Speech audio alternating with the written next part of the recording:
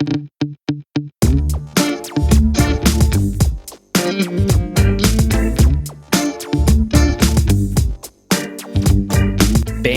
football collecting and investing. We got some craziness happening right now in the hobby. Obviously, a lot of people are excited about Jake Fromm and Tyler Huntley. We're going to get to all of that, but as we always do, we like to start off with something really general, Andy. This is the number one question that you're getting in the Patreon. Should I grade or should I not grade? Very good question, Carter. I mean, PSA's lowest grading service is around $100 per card. And you look at Beckett, that's about the same. And then you look at SGC, they have a great value at $30 per card. But when we look at the sales history on eBay, you know, an SGC 9 and an SGC 10 doesn't necessarily sell for what a BGS 9, 9.5 or a PSA 9 or 10 sell for. However, I think that SGC over the last 90 to 6 months, 90 days to 6 months has gained a lot of steam. They've gained a lot of additional respect within the hobby, and their values have gone up. And they also have a SGC 10 gold label, like the BGS 10 black label, that routinely sells for more than a PSA 10 because their grading standards are really strict. So I hear people that know way more about this than I do on podcasts all the time. And Andy, I've always been this way as well. Now, full disclosure, neither of us are like these big Twitter accounts that send these $30,000 bulk orders in, right? You've never done one of those, have you, Andy? No, the biggest order I've done is like 10 to 20 cards at a time. Right. So understand when you grade, okay, just because you see on Instagram these huge accounts, these D-Rob accounts, these Kentucky Cards account, the Kentucky Roadshow that a lot of you are familiar with, those guys are really good at this stuff, right? They're very experienced. Card Collector 2, whoever you want to mention, that have these huge cardboard boxes of PSA orders, and you see it with the stacks, and then you do these big YouTube videos with the reveals. I love it. I just get excited. You know, it's just cool to see. But understand that that costs money. And those guys put a lot of work in examining the cards. They also have other people that work at their shops and work for them, examine the cards. There's a lot of different options you can do, Andy, such as getting a secondary grading service to look at your card and then send it in. Dallas Card Investors is a big one like that. There's different online things, Card Score, that have these huge like boxes where you can like examine your card and all of that. So understand there's different processes when it comes to actually sending in a card to SGC or PSA and BGS, because I've done hours of research, right? I've looked into actually doing it. And Andy, this is a harsh truth that a lot of people don't just want to say out loud. Oftentimes, it's not worth it. It's just not worth it. Yeah, I mean, the thing is that you really want to get a 10 on that card to get the multiplier you're looking for based on how much it costs to get the card graded, especially when it comes to a lot of these skill position players that aren't valued as high as quarterbacks, and maybe the card is not autographed, maybe it's not serial numbered, maybe it's just an optic hollow, and you're looking at the formula from 2017, 2018, 2019, where people were sending in all these base cards to PSA in bulk submissions for $20 a card, and then, you know, able to profit on them, selling them around 60, 70. And that was like a good source of income. And that strategy has definitely changed. And you really want to make sure that the cards you're submitting now are going to get a good grade. I love the secondary opinion. I would also say that there's services like fgscards.com that has a AI assisted grading service. They basically take a picture of the card with your cell phone, upload it, and it'll scan the card instantaneously, matter of seconds, give you a grade. And the system's supposed to learn against itself, continuously building a database of cards that you scan. And I actually tested their pre-grading scan results compared to what I got from SGC. And it was actually very favorable. Based on Wow. that, I got 40% 10 SGC 10s back on my order. So I was really pleased with that. And the 10s, I was able to move pretty well. We're talking some select silvers, some interesting first year select inserts, some stuff like that. I didn't send anything super rare in, but the cards that I did get back as 10s, those definitely added, I would say, about 100% markup to the value of the card that I originally estimated at. And was that after what it cost you to grade the card? No, that's a good point. So it's $30 a card, and that was before. I'm estimating before I added in the cost to grade the card. So yeah, if you take that $30 out, that definitely eats into that markup I'm talking about.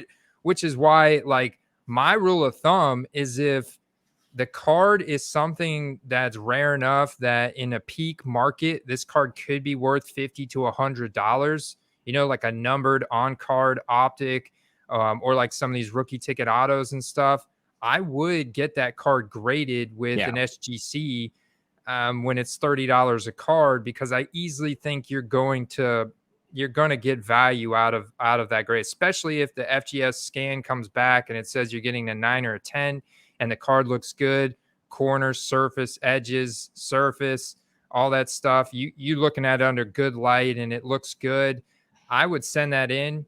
And there's a chance, I'd say there's probably a pretty good chance, 80 to 90%, that you could get a 10 or at least a 9.5. And now you're adding additional value above and beyond what it costs to get the card graded. Yeah, and whenever you do send it in, there's processes, right? So you want to clean the card with the fiber cloth. You want to send it in the best way you possibly can send it. Follow the instructions. Different grading companies there you go. There's a photo of it if you're watching on YouTube. Different grading companies have different processes you have to go to. Some only take it, including PSA, in a card saver instead of a top loader. And a card saver is different than that of a top loader. A lot of you watching this or listening to this may not know the difference. That's why it's important to make sure you understand that.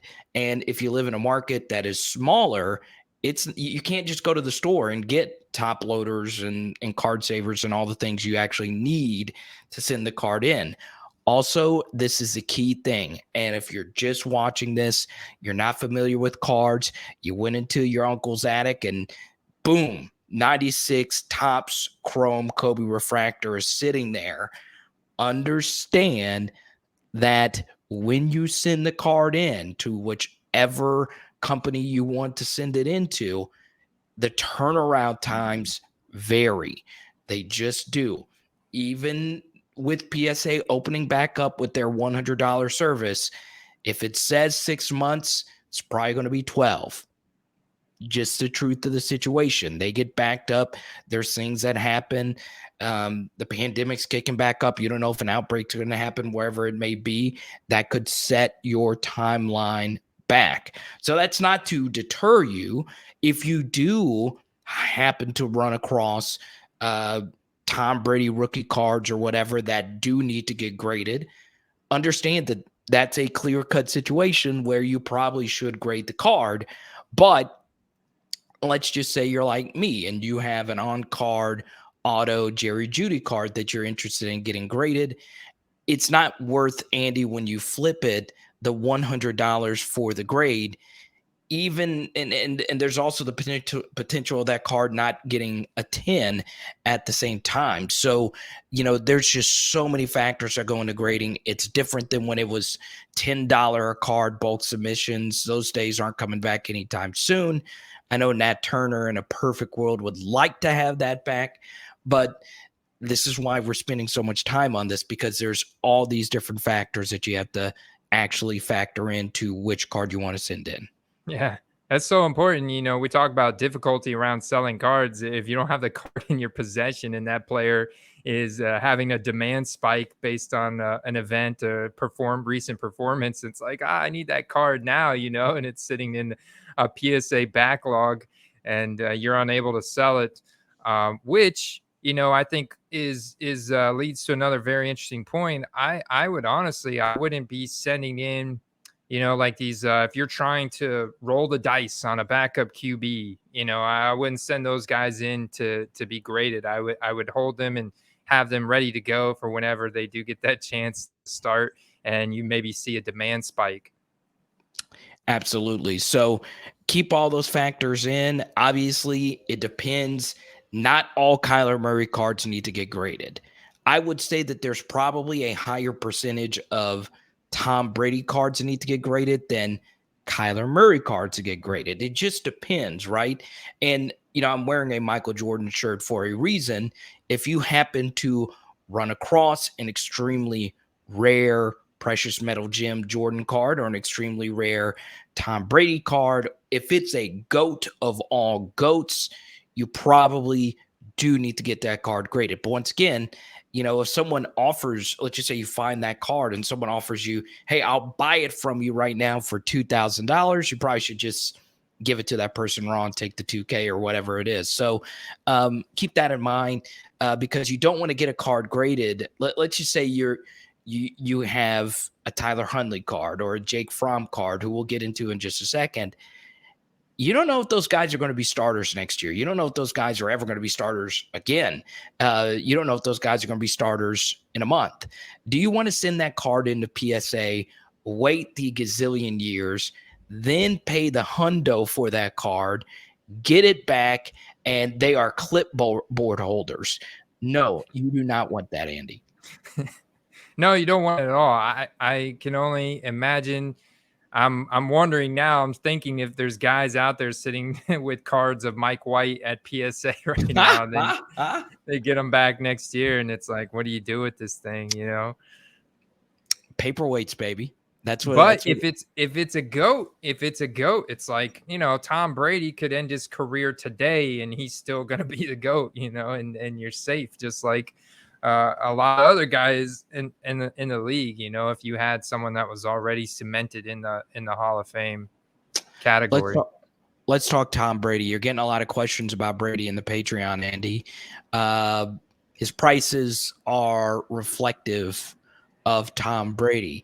Now, if there was ever a time to buy one from this point forward, maybe now is the time, after getting shut out by the Who Dat Nation, baby. Let's go. Chauncey Gardner-Johnson. That's who you needed to know would stop Tom Brady. But you know what, Andy? This is what I would say about Brady, right? I look at Brady cards fairly often. His PSA 10 Prism 2012, so that would be his first year Prism, goes for about $550, right? If there was a collector who was coming in and wanting to drop money on a Tom Brady card, are they going to drop $550 or more on a 2012 PSA 10 Brady, or $750 or $1,000 down the road? I just don't know. I don't think it's necessarily smart to get the PSA 10 Brady's of, like, I know there's some good, cool chrome refractors in the mid 2000s that you can get, but I don't know if it's worth getting like a 2013 PSA 10 Prism Brady. It just depends, honestly, on the card. Yeah, it depends big time on the card, man. I just can't fathom, collectors and investors wanting to spend more than that on a Brady card. I know that a lot of that is being driven by first year of the product, maybe rarity around that specific insert. But I like to look at these GOAT players. I like to look at team changes. So, for example, what Brady has done, left the Patriots after 20 plus years and now come to Tampa and won a Super Bowl in his first year with Tampa Bay. That's absolutely legendary. And I saw a huge demand increase and price increase in his 2020 Tampa Bay cards because that's his Tampa Bay rookie card, quote unquote, you know? And I saw the same thing with Drew Brees. You know, a lot of people don't remember that Drew Brees played with the Chargers his first couple years in the league. And then he went to the Saints in 2006. And if you go and look at the Bowman Chromes and the Bowman Chrome inserts from 2006, his first year in the Saints uniform, those are selling for a nice chunk of change. And I think there's something to be said around these GOAT players, like targeting team changes and targeting cards that are depicting specific events or times in history for this player. I love that. And I think as the hobby evolves, you'll see more people getting into it. So I made a play. So I once again, I'm only football cards now, but when I first started, I did this with Durant and his net uniform cards, right? And I did well with that, right? Even though he's not even won a title with them, people are interested in first year jersey cards. Now the demand of that changes obviously on the card itself. So we don't want anyone to just go buy a gazillion dollars worth of Brady cards, but maybe just keep that in mind because there are potentially some high profile quarterbacks that are going to do the Tom Brady thing. Aaron Rodgers might be packing his bags. Russell Wilson might be packing his bags. So it is something to keep an eye on as far as, you know, once again, those two guys, while they're not Brady good, both of those guys are surefire Hall of Famers, in particular Rodgers, if they actually do end up leaving Seattle or Green Bay. So it is pretty interesting. But yeah, I know there were some patrons that were specifically asking about Brady right now. I don't know, Andy, just in general, what his PSA 10 rookie card. I know the rookie ticket auto is just, you know, that's the Brady card, right? But yeah. Broken records. I don't know if I want to spin for the iconic Brady, him throwing that's the Bowman Chrome, right? PSA Bowman 10. Chrome. Yep, Yeah. The Bowman and the Bowman Chrome. And look, I've seen non-card YouTubers flaunt buying that card for $25,000 and $30,000. I haven't checked the price on it recently, Andy, so I don't know if this is a dip on that card or not. It's expensive. I mean, it's a lot of money going towards a Brady card. So yeah, it is safe per se because obviously Tom Brady isn't going anywhere. But at the same time, my budget's different than other people's budgets. I just don't know if I could actually do that. So I had a friend of mine reaching out asking me because I have this 2020 Prism red cracked ice. It's a Right. short print parallel, looks wonderful with the Bucks uniforms and stuff. And I bought this card for $30 around this time last year when we were on a winning streak but hadn't made the playoffs yet. And when we won the Super Bowl, this card got up to selling on eBay for around $300.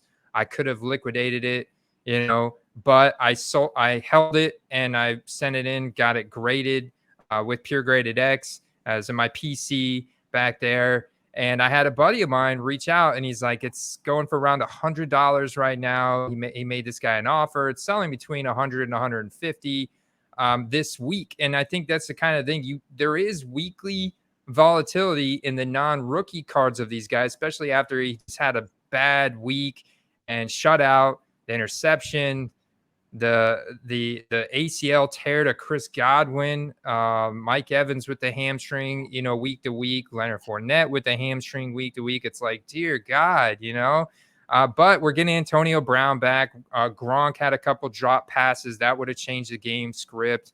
You know, I think that we're obviously still going to make the playoffs, but that week to week volatility, you could potentially, if you're hunting for Brady cards, look for 2020 short print parallel type of cards that are color matched and maybe find some auctions. Maybe some sellers are trying to make some money, generate some money for Christmas, and they're ending them this week during the week. Maybe you can capitalize. I like the color match thing. I want to talk about that on an upcoming episode. Now, Andy, you sent me a text about player performance and how it drives prices.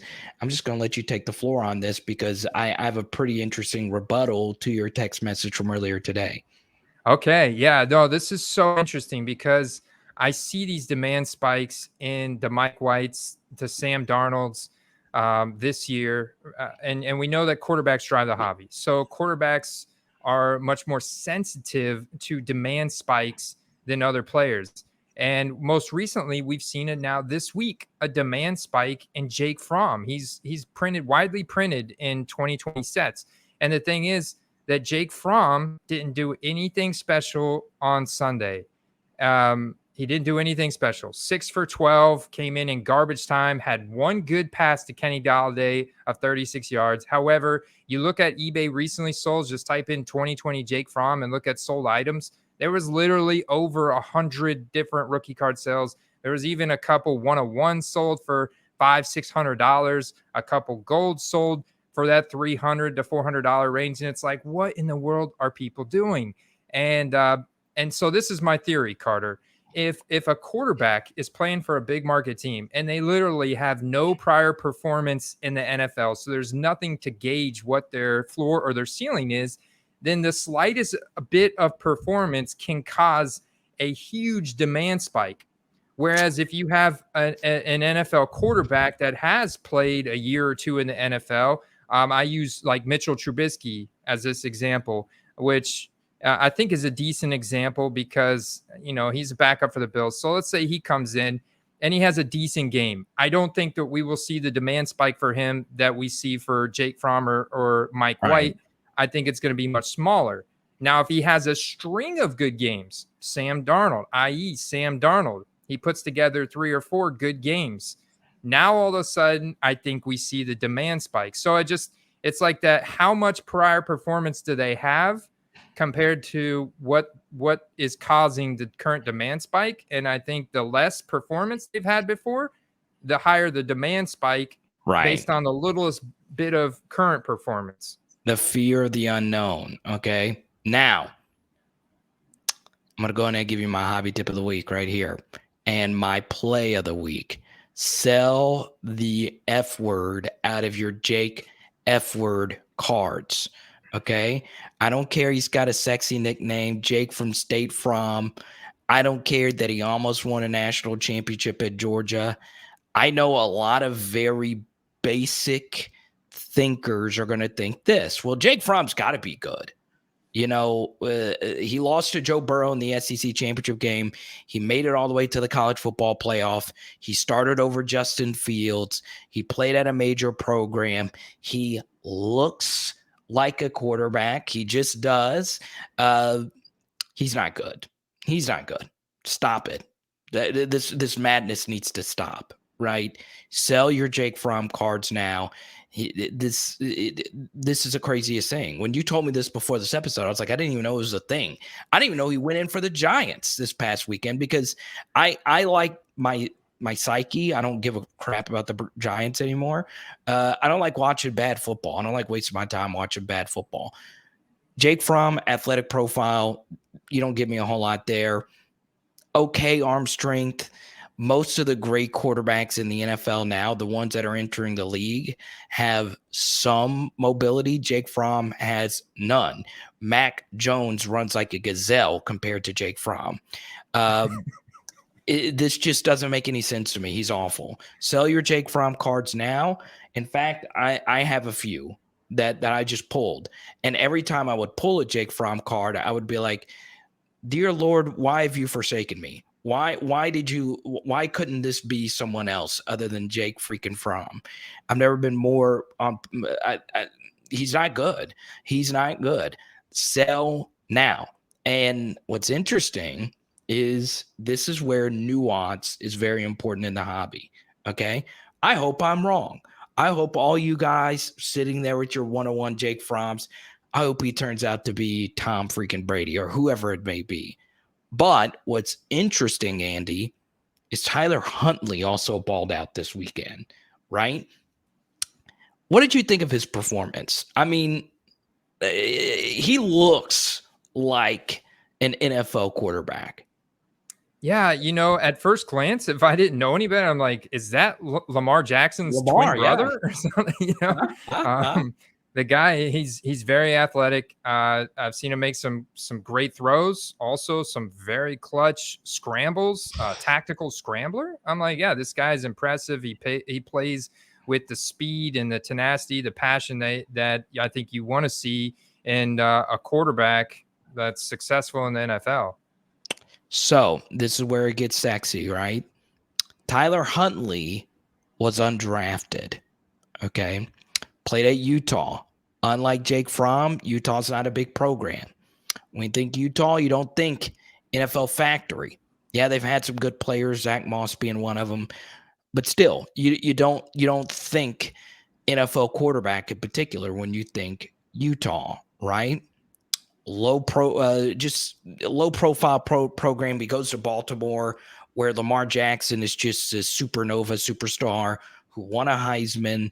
And look, Green Bay's defense, I don't know how they kept leaving Mark Andrews open. I would like to see Tyler Huntley play against some better defenses, even though Green Bay's defense is good. I don't know how Mark Andrews caught all these passes.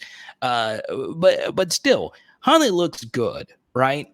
And if you dive a little deeper, I saw a stat earlier that Tyler Huntley's college performances were way better than I remember. When you look at advanced metrics such as rush yards over expected, passing yards over expected, he looked really good. He looked really good. And then I went back and I was like, you know what? Utah was really good. And it wasn't just Zach Moss. It wasn't just their great offensive lines. Huntley could flat out play. And here's something else that you got to keep in mind, Andy. We talked about this plenty of times. The QB market is going to be hot this year because a lot of people don't believe in this upcoming draft class. But this is why card investing and collecting can get very strange, Andy, because Tyler Huntley was undrafted and because he didn't have an iconic college career. There's not that many Tyler Huntley rookie cards. No, there is not. Your options are really limited. In fact, the one go-to this is part of the reason why I love the rookie ticket autos so much, because they print everybody. They print the undrafted guys. Tyler Huntley's main card is going to be the rookie ticket auto. Now, I'll warn you that it looks like my 2-year-old son could give the same signature as Tyler Huntley on this rookie ticket auto in the Ravens. However, if you go and look at his college rookie ticket auto, it's on card and it's a much more articulated signature. It's not just one line, which is the only thing I don't like about his Ravens rookie ticket auto. However, he's in the Ravens uniform. He's got the Ravens logo, the NFL logo, got the Contenders rookie ticket. That's going to be the card. You can see quite a few sales yesterday on Tyler Huntley, and people are buying the serial numbered Prism draft picks autograph cards, the college rookie ticket auto. These are cards of him in his college uniform, but they're serial numbered. They've got that autograph. And when the player is not printed in all the major sets, the Prisms and the optics, the selects, these cards do become very viable, Carter. So are the college uniform cards better plays? I know you did this with our guy Callaway with the Saints this offseason. I do believe that if you can find a card in his college uniform that has an on-card auto that looks better in better condition than the rookie ticket auto in the Ravens uniform, because it's a sticker auto and it's literally 2 lines, I do believe that college one with the on-card auto is a better investment.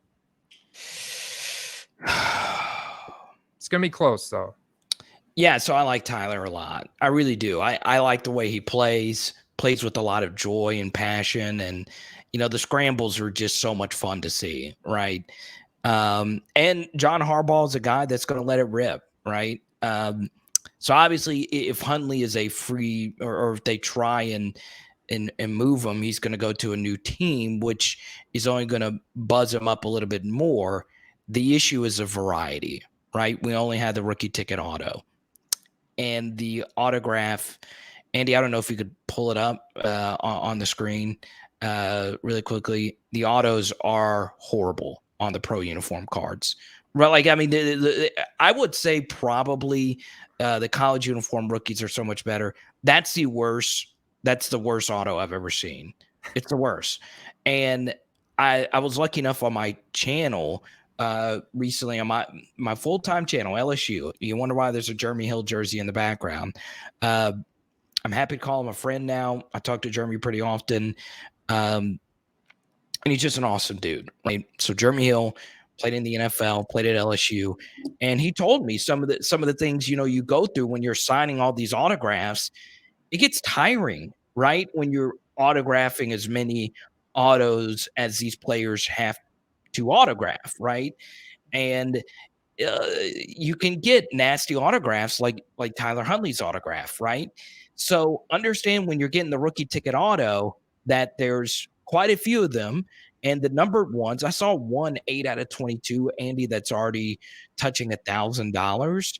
So it's interesting. So if you really do believe in Tyler Huntley being a starter, if you can get a low price on one of these rookie ticket autos because there's not as many variety, it might be worth it. It might be worth 150. It might be worth 200. That's in the grand scheme of things, Andy, not the absolute worst price for a quarterback, especially if a team makes a play and the hype cycle going into next year for Huntley. Let me put it this way, Andy. Let's just say Lamar Jackson comes back this week and is the starter. And the last game we have at Tyler Huntley was this Green Bay performance, which was, by the way, what was Huntley QB1 this past weekend, Andy? He was definitely top 5, right? So the bottom line is Huntley balled out. And Andy, if he doesn't play anymore, all people are going to remember is that performance. And the hype of Huntley is going to be absolutely freaking ridiculous going into next year. So maybe 150 for a price on one of these rookie ticket autos might be worth it. And something else you might think about doing, Andy, if you are one of these people trying to make a play on TH here, maybe if Lamar comes back and he becomes the guy again and Huntley just sits the bench and the hype on him kind of dies down in a few weeks, maybe you can get better prices on him. That's a great point. He did finish QB1 overall week 15. Well, we still have a couple games tonight, so not official yet. I'm hopeful that Jalen Hurts is going to just ball out against Washington because I'm in the fantasy playoffs, Carter. I got Jalen Hurts. I need like 30 points from him to win my matchup. Me too. So. Exactly. The exact amount. So what do you think about that, Andy? I mean, could that be something people look into? Absolutely. Because of the scarcity around Tyler Huntley, because literally you have this one rookie ticket auto of him in the Baltimore uniform, the fact that he finished QB1 and the fact that that could be where he's left for the next year. You don't know if the prices drop back down to, I don't know. Of course, I like to get them super low. But I mean, if they drop under $100, I think that's a fine long-term investment. Of course, watch the auctions. People, may see all these recently sold items for Tyler Huntley in the middle of January. Lamar's balling out again. Maybe they close an auction a lot lower. Then you go and pick them up and you just hold them and until he gets a starting chance. Like Carter said, just on the hype alone, when it's reported that he's going to start somewhere, his cards are going to spike in demand based on the QB1 finish this week. Could you imagine if the Giants made a play? Could you? Got to be better than Jake Fromm. I mean, yeah. I mean, my goodness gracious. So let's get into a few things really quickly before we get out of here. My hobby tip of the week, Andy. I'm just going to give mine. I know you like to give your own thing as well. Inflation, right? So, once again, we're football cards. We're not going to get into economic theory, but look, you got to buy cards, right? You got to balance your budget. Understand that the price of everything's gone up in our society, and that is this is very key. What a lot of people do when they get into the hobby is They only think of themselves. What are the buys that I can have? What is my bankroll when it comes to, collecting and investing and all of that? What you don't think about is people may not have it as good as you. Yes, whoever you are listening to this. So understand when the price of everything else goes up, people have less football card money to spend. So my hobby tip of the week is make sure you keep that in mind. Yeah, no, that's really interesting. Definitely supply and demand as an economy as a whole, man. It makes sense. I would say my hobby tip of the week is that, and I just recently learned this, that if you're making a transaction with someone, not on eBay, right, and you're using PayPal, make sure you always ask them to send it to you as a friends and family type of payment, because if you do it as a goods and services, whether you have a business PayPal account or personal PayPal account, if you do it as goods and services, then they're automatically going to charge you a higher fee. If you do it as friends and family, it's just basically saying, hey, this is a payment to somebody that you know. It's just for whatever reason they consider that a non like taxable taxable transaction. Yeah. Well, actually, I'm gonna push back on this just a little bit. Okay. Do the friends and family thing with friends and family, with people that you trust. That goods and services can save you a lot, especially if you're buying a higher priced card, right? I would be very careful doing the friends and family if you're doing a big transaction. I've seen a few people get burned on that. That goods and services, once again, it's not fun to pay the extra $10 or so or whatever the card may be.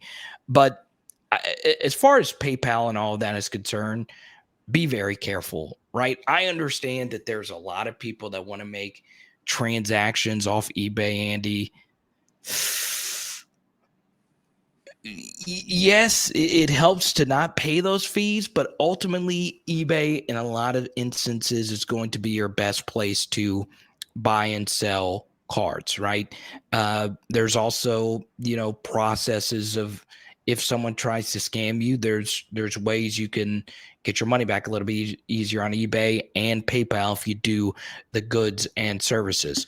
But let's just say you and I, friends and family, I buy a card off of you. Yeah, because I know where you are. I know where your family lives, Andy. I know where to find you. So yeah, I would definitely keep that in mind. Now, play of the week, Andy. It's a good point, man. Play of the week, dude. I've been all over a few guys. I've got a few guys, honestly.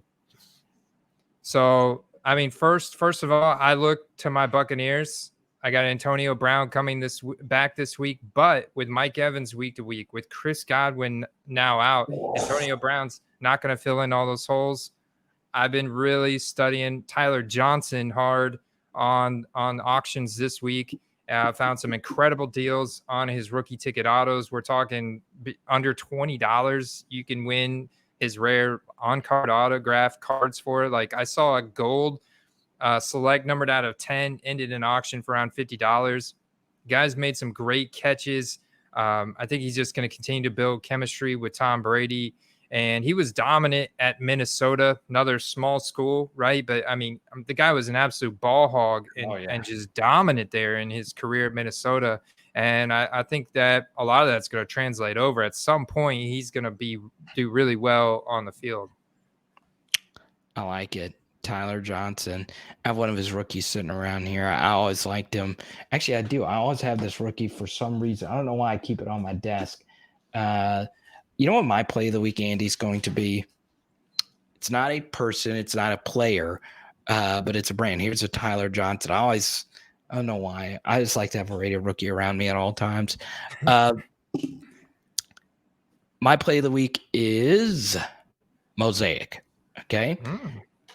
We've been promoting it for some time, and we might as well talk about it on the eve of the release, right? Mosaic, you'll start seeing it hit shelves. Unless they pushed it back. Was there a pushback on this, Andy? Not that I'm aware of, but I'm looking it up right now. I would not be surprised if there's a pushback with, Christmas shipping and all that stuff going on right now. Oh, it wouldn't shock me. But yes, Mosaic is my play of the week. Be very careful with new cards coming out. I was burned on this with some Joe Burrow mosaics last year. Those cards that I bought for what I bought it for are now like, you get a base Joe Burrow mosaic for like $10, $15 now. So understand, just when the mosaic cards come out, don't buy a base mosaic Mac Jones for $150. That's basically my play of the week. It's all hype. You're seeing the Donruss rated rookies being pumped and dumped everywhere. Those prices are going to crash down before you even know it.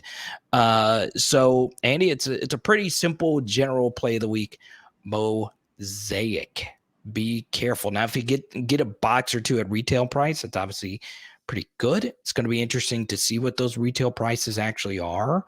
But yeah, that would be my play of the week. I know it's really general. It's not really all that fun, but yeah, you got to be careful with that stuff.